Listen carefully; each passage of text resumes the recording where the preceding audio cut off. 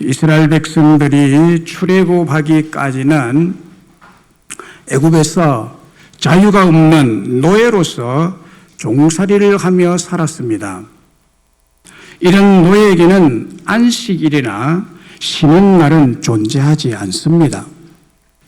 노예가 만약 잠시라도 일하기 싫어하는 행동이나 게으름을 피우면 그것을 감독관이 보고 있다가 매서운 채찍이 사정없이 머리와 등과 허리에 날아듭니다.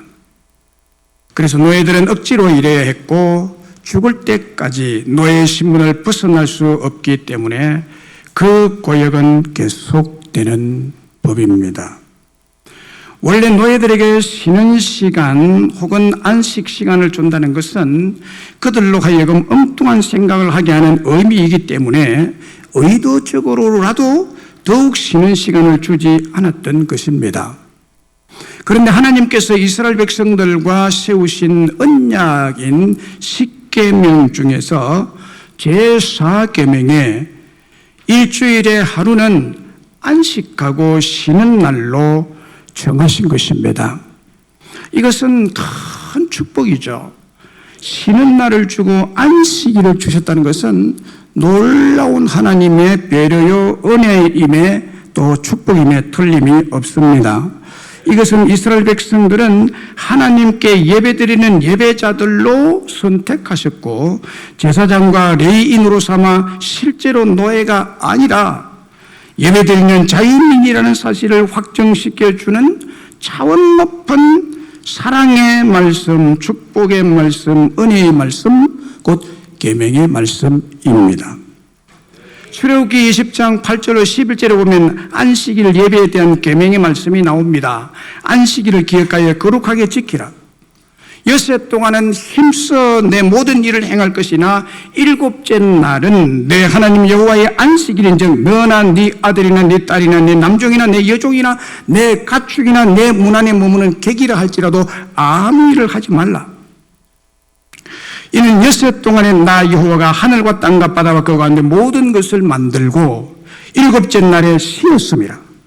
그러므로 나 여호와가 안식일을 복되게 하여 그날을 거룩하게 하였느니라 라고 했습니다.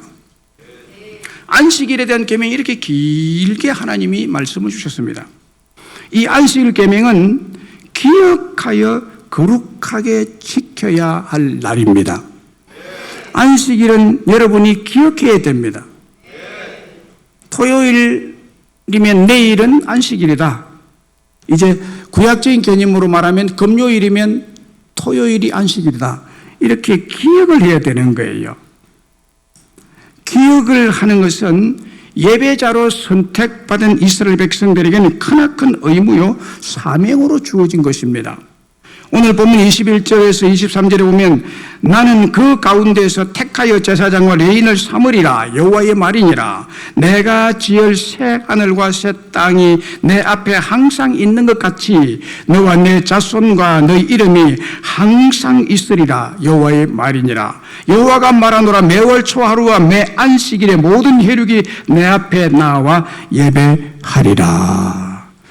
매 안식일에 모든 혈육이 내 앞에 나와 예배하리라 라고 했습니다. 이방 백성들 가운데 우리를 택하여서 제사장과 레위인을 삼아 예배자로 하나님께 예물을 드리는 것처럼 매 안식일에 우리를 드려야 된다는 거예요. 우리를 드려야 된다. 예물 드리듯이 드려야 된다. 예배를 드려야 된다. 모든 혈육이 내 앞에 나와 예배를 하리라 라고 했습니다. 다시 말씀드리면 우리를 예배자로 삼으신 것입니다. 저와 여러분을 하나님 앞에 예배드리는 예배자로 불러주신 줄로 믿습니다. 그러면 하나님께서 우리를 택하여 예배자로 삼으신 이유가 무엇입니까? 하나님은 이 안식일 예배, 주일 예배를 통해서 우리의 여러 가지 복을 주시기를 원하기 때문입니다. 여러 가지 복을 주시기를 원해요. 오늘 본문 23절에 모든 혈육은 매주 안식일에 내 앞에 나와서 예배를 드리라 라고 했죠. 이 안식일 계명이죠. 안식일 계명은 예배하라는 계명입니다. 예배하라는 계명이에요. 단순히 안식일을 지키라, 주일을 지키라, 지키는데 초점이 있는 것이 아니라 예배를 드리는 데 초점이 있습니다. 예배하라는 계명이에요. 하나님께 예배하는 날을 잊지 말고 기억해서 거룩하게 구별하여 경배하고 섬기고 숭배하고 예배하라라고 하신 날이 안식일입니다. 하나님의 최고의 관심은 우리가 하나님을 기쁘시게 하는 예배자가 되는 것입니다. 이게 하나님이 최고로 여러분들을 향한 관심입니다. 예배자가 되는 것입니다. 하나님의 최고의 관심은 여러분이 예배를 잘 드리는 자가 되어야 되는 거예요.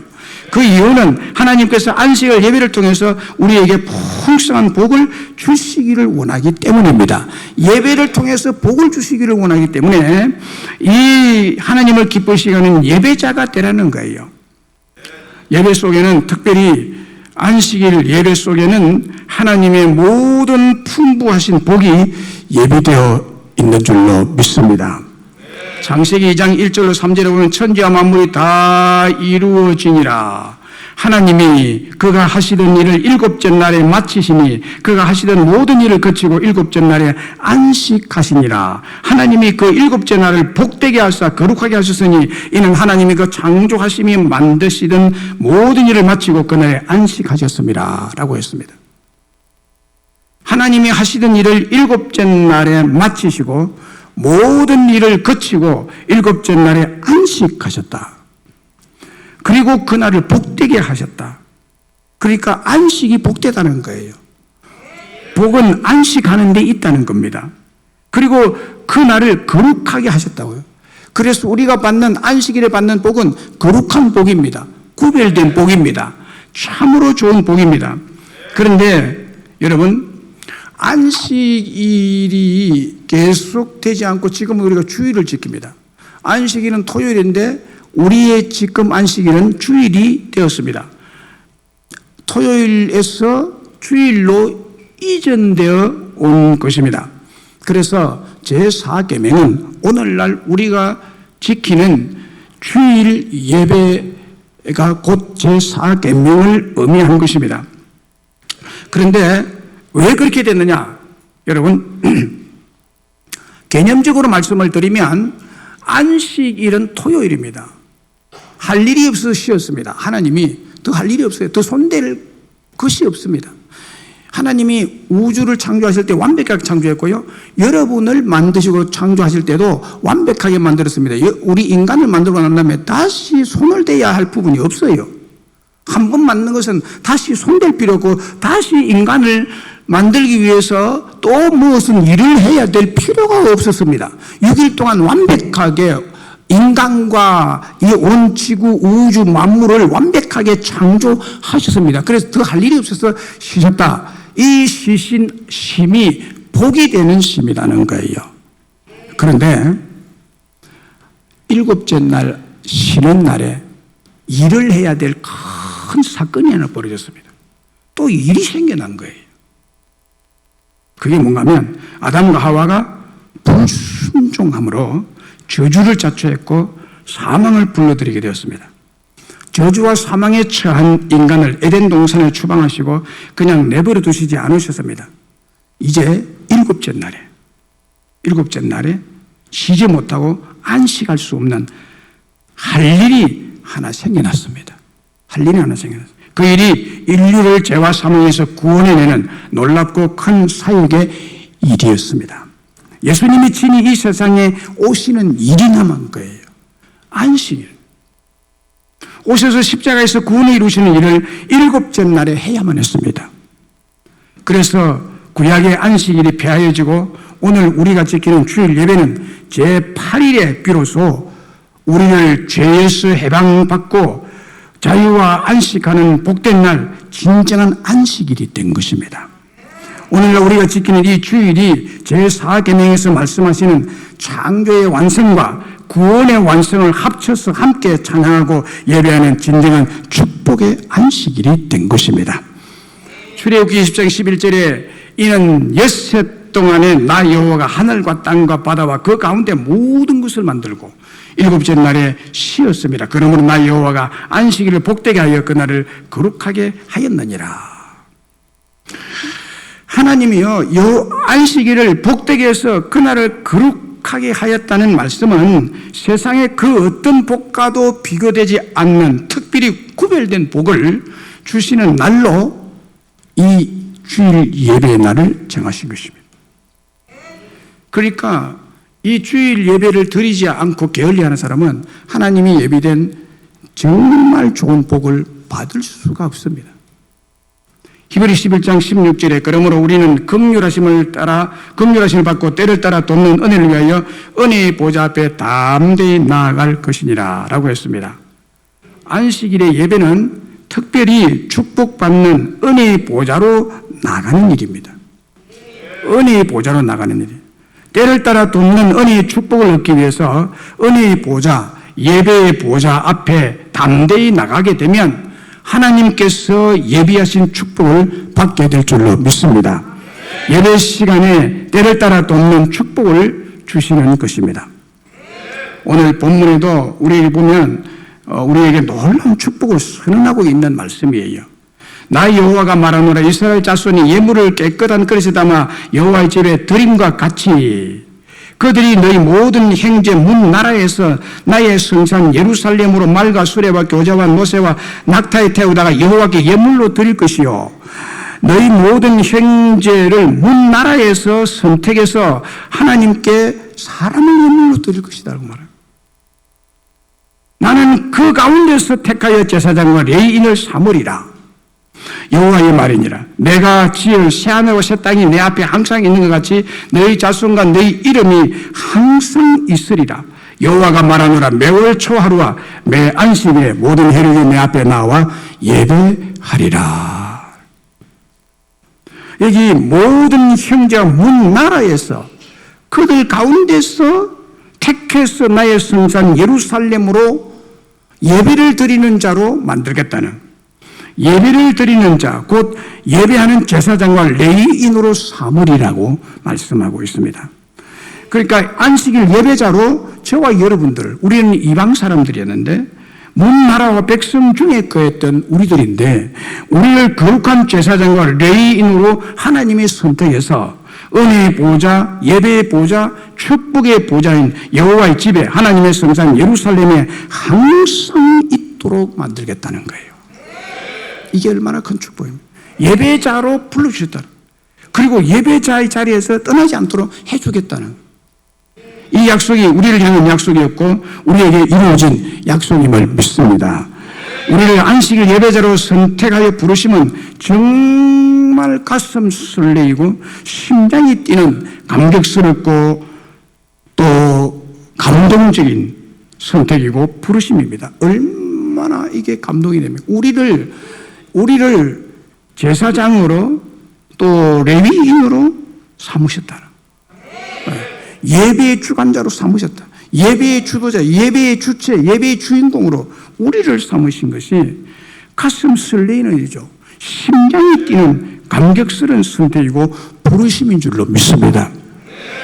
시편 133편 1절로 3절에 이런 말씀이 있습니다. 보라, 형제가 연합하여 동감이 어찌 그리 선하고 아름다운고, 머리에 있는 보배로운 기름이 수염 곧 아론의 수염에 흘러서 그 옷깃까지 내림 같고 헐몬의 이슬이 시온의 산들에 내림 같도다. 거기서 여호와께서 복을 명령하셨나니 곧 영생이로다. 형제가 연합하여 동거한다는 말은 성전 예배를 의미합니다. 성전에 형제들이 다 함께 모여서 예배를 드린다는 거예요. 안식일 성전에 믿는 형제들이 연합해서 함께 모여 예배를 드리는 것이 어찌 그리 선하고 아름다운지, 가슴 벅찬 감격이고 천국의 희락이라는 것입니다. 하나님이 그렇게 보신대. 지금 여러분들 앉아서 예배 드리는 것을 하나님 보시고요, 어찌 그리 선하고 아름다운가. 예배 중에 내리시는 하나님의 은혜와 축복이 마치 머리에 있는 보배로운 기름이 수염 곧 아론의 수염에서 흘러서 그 옷깃까지 내림 같고 헐몬의 이슬이 시온의 산들에 내림 같이 풍성하고 만족스럽고 감격스러운 예배의 축복이라는 것을 노래하고 있습니다. 그 예배의 선하고 아름다운 축복이 바로 영생의 축복이라고 합니다. 영생의 축복. 주일 예배의 선하고 아름답고 영광스러운 예배 중에 사람이 구원의 축복, 영생의 축복을 받게 될 줄로 믿습니다. 예배 중에 영생의 축복이 임한다는 거예요. 이 얼마나 큰 축복과 은혜입니까? 예배, 현장 예배를 통해서 영생이 이루어진다는 거죠. 그래서 영생을 얻은 사람들이 천국에 가면 이 영광스러운 예배자로 서 있게 됩니다. 공교육의 모델 경기도 덕양중학교 이준원 교장 선생님 이야기입니다. 최근 방송된 EBS 교육 다큐 무엇이 학교를 바꾸는가 라는 방송에서 졸업식 때 학생들이 담임 선생님 품이 아니라 교장 선생님 품에서 눈물을 펑펑 쏟으면서 학교와 선생님을 떠나기 싫어했던 것이 방영이 됐습니다. 학교 졸업하는 건 너무너무 싫다는 거예요. 계속 있고 싶다는 거예요. 그 교장 선생님과 함께. 이 이준원 교장 선생님은 2012년 2월에 팽교사였는데 내부 공모를 통해서 덕양중학교 교장 선생님이 된 사람입니다. 교장은 교감이 되어야 교장이 될 수 있는 자격이 있는데 팽교사가 바로 교장이 안 됩니다. 그런데 교장이 공석일 때 또는 그 어떤 원효로에서 내부 공모를 하는데 내부 공모 때는 팽교사가 교장으로 지원을 할 수 있습니다. 그래서 내부 공모를 통해서 교장 선생님이 된 사람인데 이 덕양중학교는 오랫동안 개발 제한 구역에 묶여서 학교가 점점 쇠퇴해 갔습니다. 전교 학생들의 평균 성적이 30대 이하입니다. 그래서 학부모들이 아이들을 빼가지고 다른 좋은 학교에 성적 올리려고 다 빼갑니다. 다 빼고. 그래서 이 학교는 폐교 위기에 놓이게 됐습니다. 그때 이 이준원 선생님이 팽교사로서 내부 선출로 교장 선생님이 됐는데 이분이 그 학교를 살려냈습니다. 그는 인간의 내면 치유를 꾸준히 공부한 교사였고 또한 하나님을 잘 믿는 믿음이 좋은 선생이었습니다. 그가 늘 대한민국의 교육 방법을 아주 안 좋게 생각했습니다. 대한민국 국민들은 대부분 미성숙한 중학생들을 존중하고 공감해 주어야 할 인간이나 교육의 주체로 봐주지 않고 그냥 가르쳐서 버르장머리를 고치려고 하니까 튀고 싸움이 일어난다고 본 것입니다. 그래서 이런 아이들을 그렇게 할 것이 아니라 먼저 좋은 관계를 만드는 일을 교육 현장에서 강조를 하고 자기가 그렇게 실천을 했습니다. 선생이나 부모들은 사랑이나 이름으로 아이들을 방치하거나 교육이라는 이름으로 너무 훈계하고 잔소리를 누르는 극단으로 가면 아이들도 막 간다고 하면서 그의 교육 현장, 학교의 실태를 이렇게 말했습니다. 우리나라 학생들이 아프다. 몸보다 마음이 더 아프다. 학생만 아픈 게 아니라 교사도 아프고 학부모도 아프다. 한결같이 몸보다 마음이 더 아프다. 행복한 미래를 꿈꾸고 서로 희망을 보듬어주며 살아가는 공간이 학교일 텐데 어찌된 일인지 모두 상처받고 아픈 마음이 시작되는 곳이 학교가 되어버렸다 라고 현실을 이렇게 진단했습니다. 정확한 진단이라고 보죠. 학교의 깊은 문제점을 간파하고 아파하는 학교와 학생들을 치유하는 데 성공한 믿음의 교장 선생님 이야기가 우리의 심금을 울려주고 있습니다. 교육을 통해서도 문제아를 치유하고 혁신 학교를 넘어 교육 현장의 모델이 된 학교를 만들었다면 코로나로 아파하는 우리 한국교회, 우리 교회를 넉넉히 고치고 치유하고 남을 하나님의 직접 치유 현장인 안식일 예배가 있다는 것입니다. 그렇습니다. 학교도 아프지만요. 저는 이 글을 보면서 학교도 아프지만 우리 교회도 몹시 아픕니다. 우리 성도님들도 많이 아픕니다. 몸보다 마음이 더 아프죠. 성도들은 마음 아픈 게 아니라 목사인 저도 아프고 직분자 여러분들도 다 아픕니다. 한결같이 육신보다 마음이 더 아프죠. 이런 현실 상황 속에서 하나님께서 우리를 안식일 예배자로 선택하여 불러주시면 정말 가슴 설레이고 심장이 뛰는 감격스러운 선택이고 부르심이 아닐 수가 없습니다.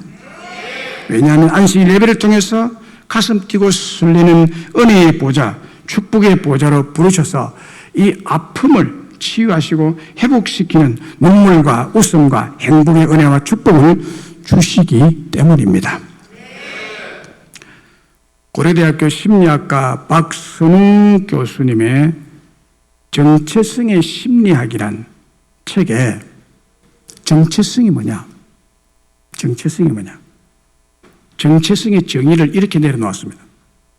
정체성이란 자신에게 중요한 것이 무엇이고 의미 있는 일이 무엇인지를 이해를 하고 이를 바탕으로 삶의 방향에 대한 결단을 내린 자기 정의, 이것을 정체성이라고 해요. 그러면서 이런 정체성의 정의대로 정체성이 잘 정립된 사람들의 특징을 이야기하는데, 정체성이 정확하게 정립이 된 사람들의 특징은 두 가지가 있다라고 말합니다. 두 가지를 설명을 하는데, 첫째는 정체성이 잘 정립된 사람들은 영혼의 엑스레이 사진을 가지고 있는 사람이다. 영혼의 엑스레이 사진, 이 말은 자신의 외모나 육체의 겉모습이 아니라 보이지 않는 자신의 내면의 영적인 상태, 믿음의 상태를 정확히 파악하고 그곳에 자기의 삶의 가치와 의미를 둔 사람이라는 거예요. 둘째로, 정체성이 잘 정립된 사람들은 자신의 목적지가 찍힌 내비게이션을 가지고 있다 라고 했습니다. 모두가 초행길인 인생길에서 정체성 정립이 잘 된 사람은 자기가 가야 할 목적지와 방향을 정확하게 알고 돌아가거나 방황하거나 시행착오 없이 잘 갈 수 있다는 것입니다. 여러분, 우리에게는 정확한 정체성은 여러분의 영혼의 엑스레이 사진이 있습니다. 그리고 여러분 자신의 목적지가 찍힌 내비게이션을 가지고 있습니다. 그것이 우리에게 주어진 안식일 예배입니다. 안식일 예배가 우리가 가야 할 목적지를 정확하게 알려주는 내비게이션입니다.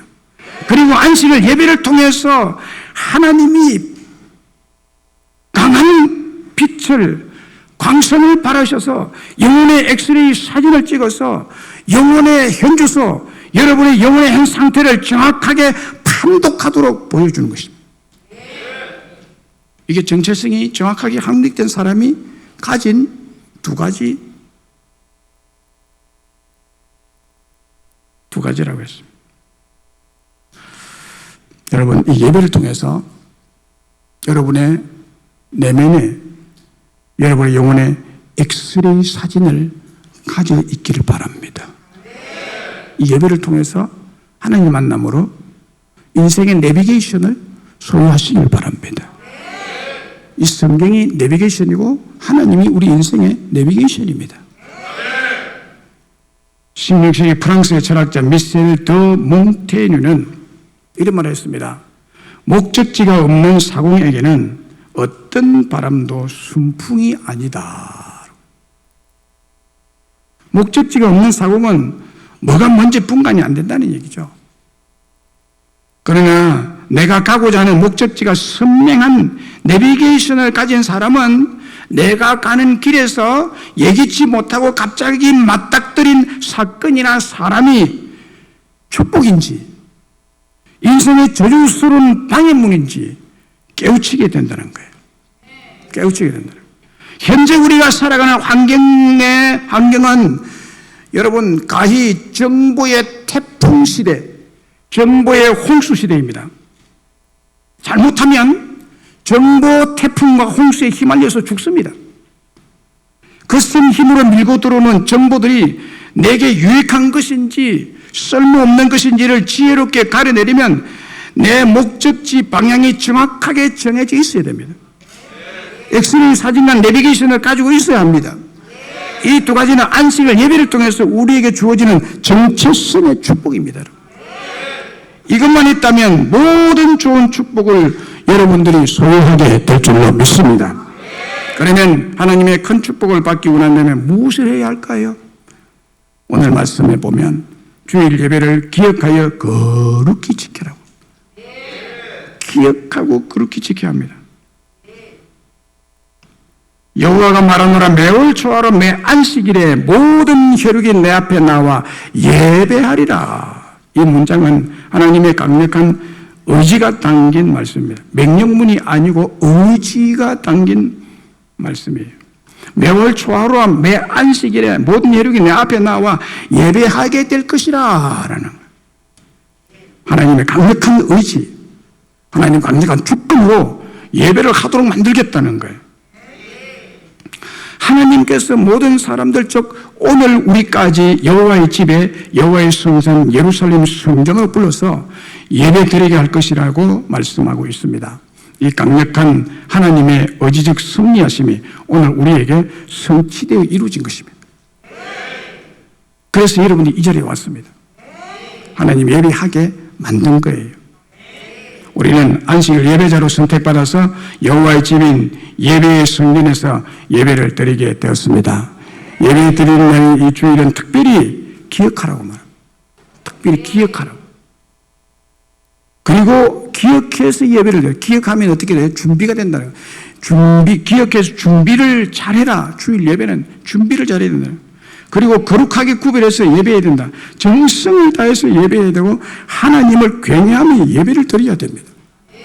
시편 29편 2절에 여호와께 그의 이름에 합당한 영광을 돌리며 거룩한 옷을 입고 여호와께 예배할지어다. 여호와께 그의 이름에 합당한 영광을 돌리며 거룩한 옷을 입고 여호와께 예배할지어다. 예배는 특별히 하나님께 합당한 영광을 돌려드리는 행위로서 드려져야 됩니다. 하나님께 영광을 돌려요. 사람에게 영광을 돌아가면 안 되는 일이죠. 하나님께, 오직 하나님께만 영광이 돌려지도록 그 행위로서 예배를 드려야 됩니다. 할렐루야. 그리고 거룩한 옷을 입으라고 말합니다. 거룩한 옷을 입고 예배해야 됩니다. 여기 거룩한 옷이란 구별된 옷, 예복을 입고 예배를 드리라는 거예요. 예배에 합당한 옷이 있습니다, 여러분. 예배에 합당한 옷을 입고 드리라는 거예요. 혹 잠옷을 입고 예배를 드리면 안 됩니다. 혹은 운동복이나 피트니스 옷을 입고 예배를 드리면 안 돼요. 수영복을 입고 예배를 드리면 안 돼요. 뭐 이런 사람이 있겠습니까만은 안 된다는 거예요. 작업 현장에 있는 작업복을 입고 예배를 드리면 안 된다는 거예요. 옷을 갈아입으라고. 지난주에 야곱이 그 세겜에서 하나님을 만나고 베델을 올라갈 때 야곱이 뭐라 그랬어요? 우상 예물 다 내려놔라. 우상을 내려놔라. 그리고 옷을 갈아입으라. 옷을 갈아입으라.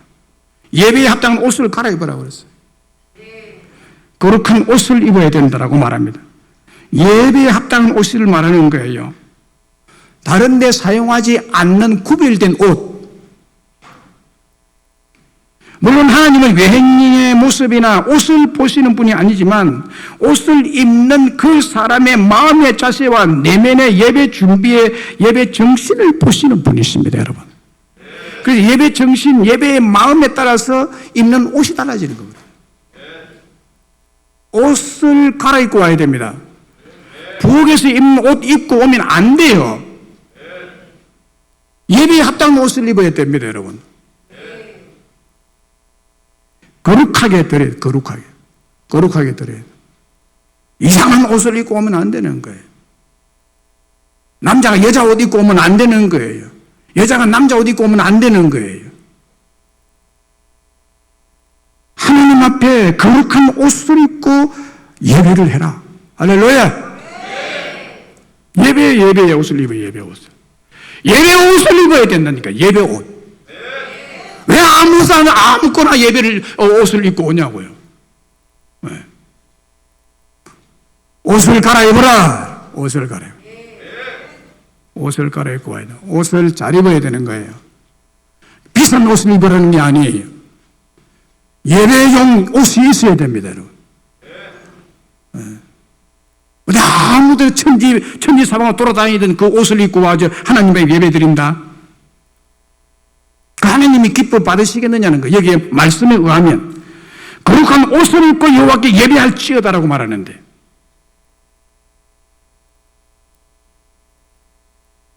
옷의 구격들을 잘 보고 사셔야 됩니다. 네. 우리 여자분들 특별히 옷을 입고 예배의 옷을 입을 때 너무 이렇게 밑이 파인 옷을 입으면 안 되는 거예요. 너무 짧은 옷도 입으면 안 되는 거예요. 말이 나온 김에 하는 예배에 대해서. 예배 옷을 여러분 잘 입으셔야 됩니다, 여러분. 거룩한 옷으로 갈아입고 와야 되는 거예요. 예복을 입어야 돼요, 예복을. 우리가 아는 사람 결혼식에 갈 때도 예배를 옷을 갈아입고 가잖아요. 근데 하나님 앞에 예배 드리러 나오는 사람들이 아무 옷이나 덜쳐입고 손에 잡히는 대로 덜쳐입고 오면 되겠어요, 그게. 그 예배 정신이 아니죠.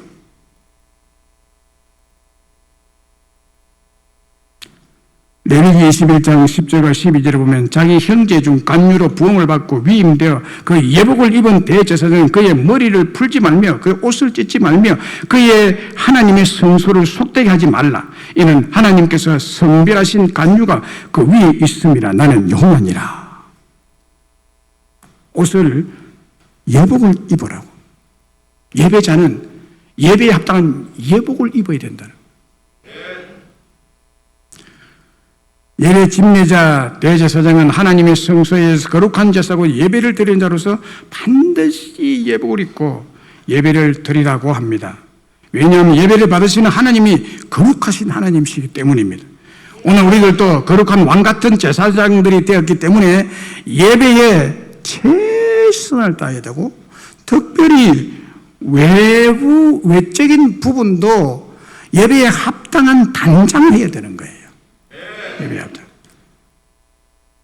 신명기 10장 12절 13절에 이스라엘아 네 하나님 여호와께서 네게 요구하시는 것이 무엇이냐? 하나님이 요구하시는 게 있대요. 하나님이 요구하시는 것이 무엇이냐? 네 하나님 여호와를 굉해하여 그의 모든 도를 행하고 그를 사랑한 마음을 다하고 뜻을 다하고 네 하나님 여호와를 섬기며 오늘 네 행복을 위하여 내게 명하는 여호와의 명령규례를 지킬 것이 아니냐? 네 행복을 위하여. 주일 예배는 여러분의 행복을 위해서 하나님이 요구하시는 예배예요. 그러니까 우리 행복을 위해서 예배를 주셨는데 얼마나 감사합니까? 그런데 아무렇게나 부엌에서 입는 옷을 입고 그냥 그대로 혹은 스트랩을 끌고 교회에 나올 수 있느냐? 예배 자리에 나올 수 있느냐는 게 아니에요. 내 하나님 여호와를 굉해하여 그의 모든 도를 행하고 그를 사랑한 마음을 다하고 뜻을 다하여 내 하나님 여호와를 섬기라 예배하라라고 했습니다. 여기에 예배 정신이 나옵니다. 마음을 다하고 뜻을 다해서 예배를 드리라. 여호와를 사랑하면서 예배를 드리라. 모든 도를 순종하면서 예배를 드리라. 여호와를 굉해하며 섬기면서 예배하라고 말씀합니다.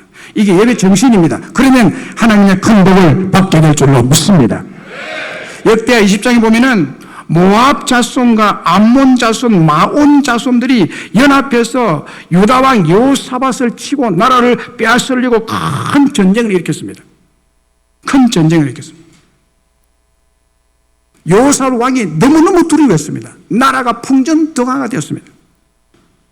그리고 유다 사람들이 모든 성읍에서 와서 한테 모여서 예배 성소에서 기도하고 찬송하며 예배를 드렸습니다. 역대하 20장 13절에 이렇게 말합니다. 유다 모든 사람들이 그들의 아내와 자녀와 어린이와 더불어 여호와 앞에 섰더라. 무엇 때문에 섰습니까? 예배하면서 하나님 도움을 구하기 위해서 여호와 앞에 섰습니다. 우리의 신앙이 이렇게 돼야 되죠? 위기 때 하나님 앞에 서야 되죠? 그리고 14절에 여호와 영이 해중 가운데서 레위 사람 야하시엘에게 임했습니다. 성령이 충만한 야하시엘이라는 사람 특별히 임해가지고요. 하나님이 이 사람을 통해서 말씀을 합니다. 지금 이 위기 때에 야하시엘이라는 사람에게 성령 충만해서 말씀을 합니다. 이렇게 말하면 15절에 야하시엘이 이르되 온 유다와 예루살렘 주민과 여호사 왕이여 들을지어다. 여호와께서 이같이 너희에게 말씀하시기를 너희는 이 큰 무리로 말미암아 두려워하거나 놀라지 말라. 이 전쟁은 너희에게 속한 것이 아니요 하나님께 속한 것이니라. 여러분, 전쟁이요 하나님께 속한 겁니다. 우리가 싸울 이유가 없습니다. 하나님이 싸우실 것입니다. 그리고 17절에 보면 이 전쟁에는 너희가 싸울 것이 없나니 대열을 이루고 서서 너희와 함께한 여호와가 구원하는 것을 보라. 유다와 예루살렘아 너희는 두려워하지 말며 놀라지 말고 내일 그들을 맞서 나가라. 여호와가 너희와 함께하리라. 이 말을 들은 여호사 왕이요 몸을 굽혀서 얼굴을 땅에 대고 온 유다와 예루살렘 주민들도 여호와 앞에 엎드려 여호와를 경배합니다. 하나님 말씀 앞에 경배를 드렸어요. 그리고 찬송하는 무리들 그핫 자손 고라 자손에 속한 레위 사람들이 서서 심히 큰 소리로 이스라엘 하나님 여호와를 찬송했습니다. 특별히 21절에 보면 이렇게 기록하고 있습니다. 백성과 더불어 의논하고 노래하는 자들 택하여 거룩한 예복을 입히고 예배자에게 거룩한 예복을 입히고 지금 전쟁 중입니다. 그런데 거룩한 예복을 하나님 앞에 입히고 하나님께 찬송하여 이르기를 여호와께 감사하세 그의 인자하심이 영원하도다라고 찬송하면서 예배를 드렸습니다. 찬송. 이 전쟁 중에. 이때 이 찬송이 시작될 때 하나님께서 정확하게 때려 맞춰서 복병을 두어서 유다를 치러 온 암몬 자손과 모압 자손과 세일 주민들을 다 쳐버립니다. 예배드리고 찬송을 시작하는 그 즈음에 하나님이 어디에 매복을 두었는지 매복 군대가 일어나가지고 이 세 나라의 연합군들을 완전히 쓸어버리는데 다 죽었습니다. 한 사람도 피한 자가 없고 다 죽임을 당했습니다. 하나님이 싸우신 것입니다. 예배자예요. 전쟁에서 이기게 했다는 거예요.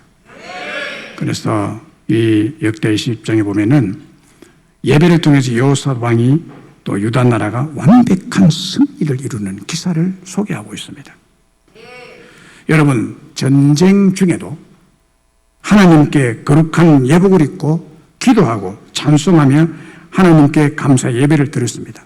이랬더니 3개월 연합 적군이 쳐들어오고 있는 전쟁 중에 드리는 그 절박한 시간에 예배를 한번 생각해 보세요. 그 절박한 시간에 예배를 한번 생각해 보시라고. 얼마나 긴장이 되며 그들의 기도와 찬송이 얼마나 간절했으며 얼마나 큰 소리로 하나님의 도우심을 구하며 예배를 드렸겠습니까? 얼마나 간절했겠습니까? 그 예배가 그야말로 얼마나 긴장된 예배였겠습니까?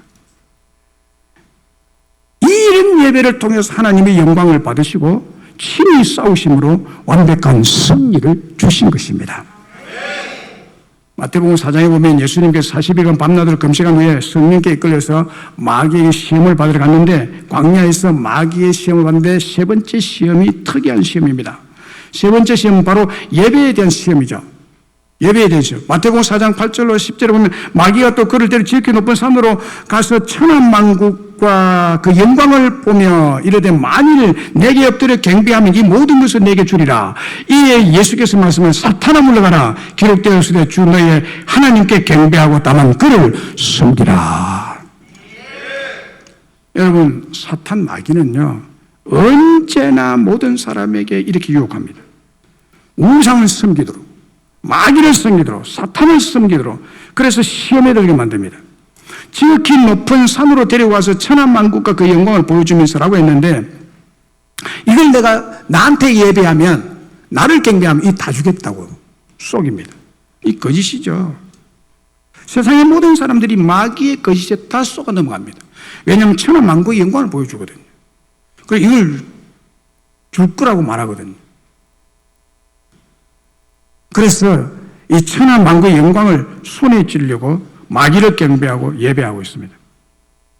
그러나 여러분, 마귀에게 엎드려 경배하는 것은 헛되고 거짓된 예배이기 때문에 천하 만국을 소유할 수 없습니다. 그 영광을 소유할 수 없습니다. 천하 만국이 누구의 것입니까? 마귀 것입니까? 지 마음대로 주게. 천하 만국이 누구 것입니까? 하나님 것 아니에요. 그런데 이 마귀가 속이는 거예요. 마침 자기가 줄 것처럼. 거짓이에요. 세상의 거의 모든 사람이 이 거짓에 속아 넘어가서 마귀를 섬기고 있습니다. 우상을 섬기고 있습니다. 천하 만국은 마귀 소유 아닙니다. 주 예수님의 소유입니다. 그러므로 그분께 예배드릴 때 천하 만국의 영광을 소유하신 주님께 예배할 때 우리에게 진정한 영광스러운 삶이 주어지게 된다는 거예요.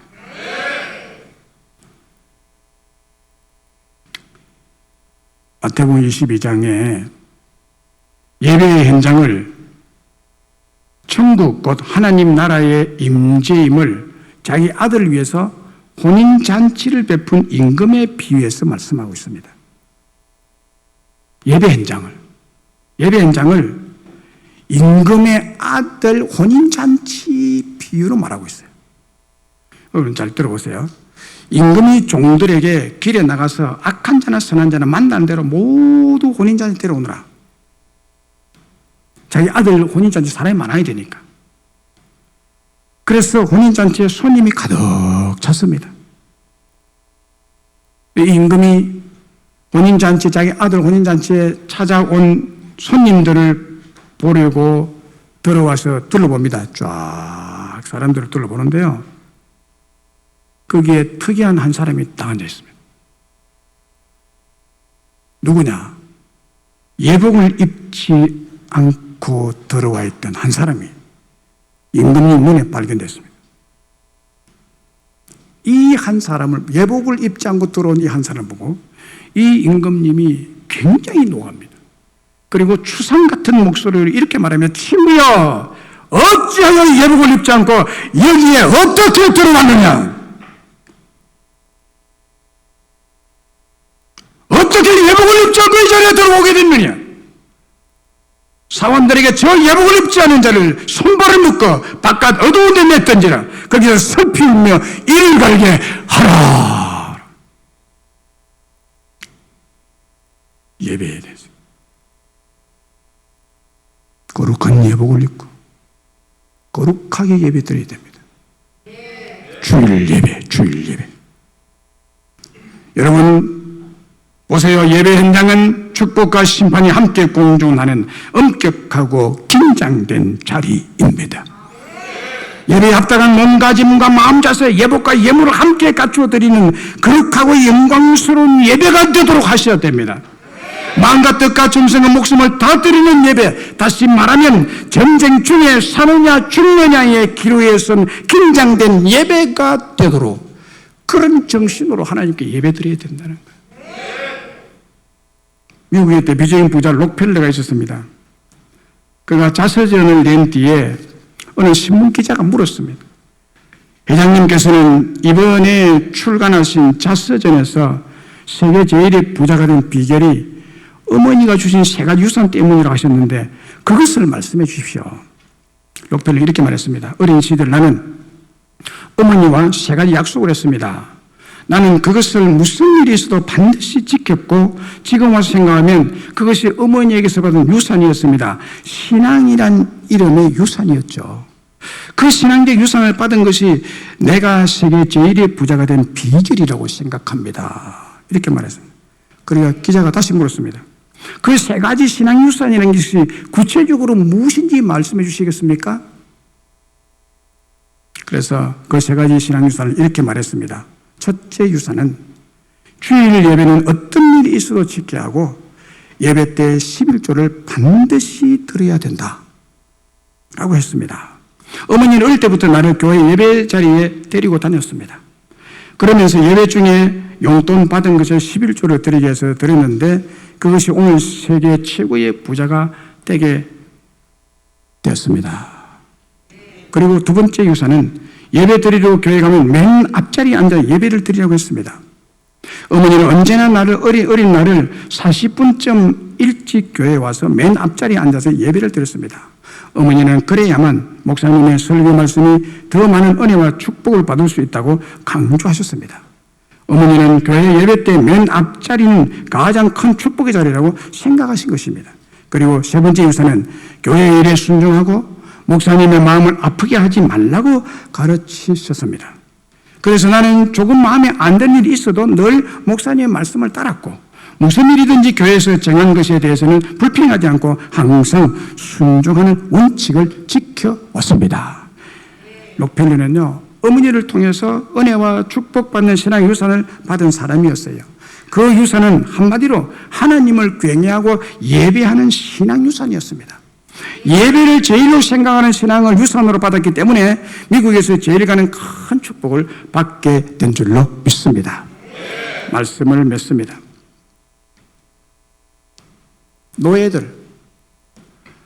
노예에게는, 종에게는 안식일이나 쉬는 날은 존재하지 않습니다. 노예가 만약 잠시라도 일하기 싫어하는 행동을 게으름 피우면 무서운 징벌이 따라옵니다. 그래서 노예들은 억지로 일했고 평생 죽을 때까지 노예 신분에 매여서 벗어날 수 없기 때문에 노예로서의 묶임과 고역은 계속되는 것입니다. 과거 이스라엘 백성들이 애국 왕에게 매여 노예로 종살이 했던 것처럼 과거 여러분들도 세상 임금인 마귀 사탄 악령 귀신에 매여서 노예로 종살이 했던 사람, 이런 사람에게는 쉼이 없고 안식이 없습니다.